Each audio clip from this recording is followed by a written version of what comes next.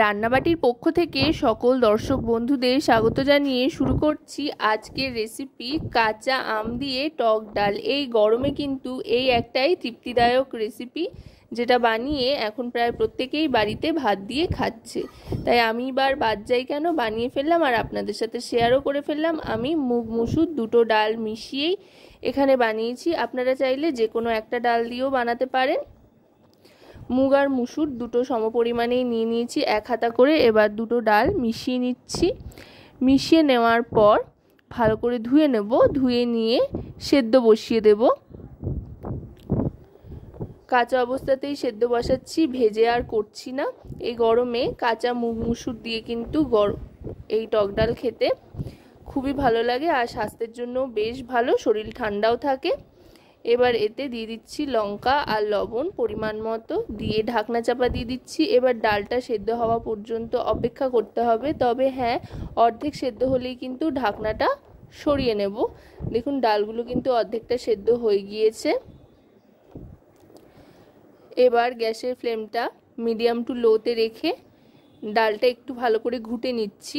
আমি এখানে হাতার সাহায্যে ঘুটিয়ে নিচ্ছি। ঘুটিয়ে নিয়ে জল দিয়ে দিচ্ছি। আপনারা চাইলে ডালের কাটাও ব্যবহার করতে পারেন, তবে যেহেতু দুবার করে ফোটানো হবে তাই ডালগুলো এমনিতেই খুব ভালোভাবে নরম হয়ে গলে যাবে।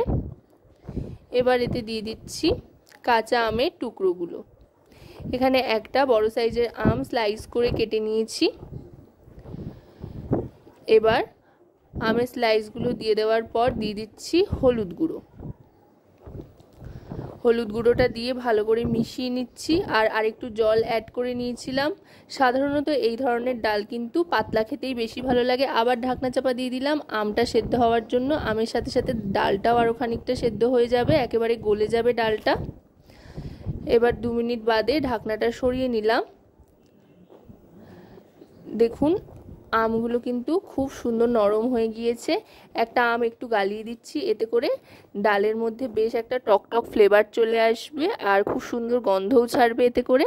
এবার ডালটা যেহেতু সেদ্ধ হয়ে গিয়েছে, সেদ্ধ ডালটা নামিয়ে নিয়ে কড়াইতে খুব সামান্য পরিমাণে সাদা তেল গরম করে শুকনো লঙ্কা আর তার সাথে কালো সর্ষে আর কালো জিরে ফোড়ন হিসেবে দিয়ে দিলাম। ফোড়ন হিসেবে দিয়ে এবার ফোড়নটা একটু ভাজা ভাজা হয়ে গেলে ডাল দিয়ে দিচ্ছি আম সহ, দিয়ে ভালো করে ফুটতে দেব গ্যাসের ফ্লেমটা মিডিয়াম টু হাইতে করে। তারপর ডাল ভালো করে ফুটে উঠলে পরিমাণ মতো নুন মিষ্টি দিয়ে দিতে হবে। ডালের বাটি ধোয়া জল একটু দিয়ে দিলাম। আশা করব রেসিপিটি আপনাদের ভালো লাগবে। ভালো লাগলে অবশ্যই রান্নাবাটি চ্যানেলটিকে সাবস্ক্রাইব করে লাইক শেয়ার কমেন্টের মাধ্যমে আমাদের পাশে থাকবেন। আর পাশে থাকা বেল আইকনটি অন করে দেবেন সবার আগে সমস্ত রকম রান্নার নোটিফিকেশান পাওয়ার জন্য। আর যদি রেসিপিটি আপনারা আমাদের ফেসবুক পেজ থেকে দেখেন তো অবশ্যই রান্নাবাটি ফেসবুক পেজটিকে ফলো করার অনুরোধ রইল। আপনাদের একটা লাইক শেয়ার সাবস্ক্রাইব কিন্তু আমাদের উৎসাহিত করে নতুন নতুন রেসিপি তৈরির জন্য।